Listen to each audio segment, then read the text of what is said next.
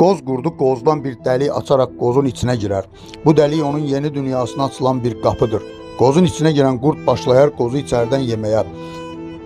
Nəfsinə sahib çıxa bilməyən qurd yedikcə kökələr və genişləyər. Artıq doyduğunu və yeyə bilmədiyini görən qurd çölə çıxmaq istəyər. Amma qurd kökəlmişdir və dəliyə sığmır. Qozun qabığı da qurumuşdur. Dəliyi də böyütmək mümkün deyil. Tək bir çarə qalır. Zəifləmək üçün ac qalmaq. Qurd səbirlə gözləyər və nəfsini tərbiyə edər. Ac qalar, zəifləyər və nəhayət dəlikdən çölə çıxar. Amma mövsüm bitmişdir. Geriyə tək bir boş qoz qabığı və bir də zəif əldən düşmüş qurdçuğac qalmışdır.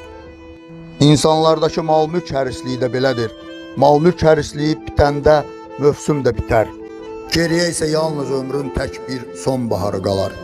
Geriyə isə yalnız ömrün tək bir sonbaharı qalar. Geriyə isə yalnız ömrün tək bir sonbaharı qalar.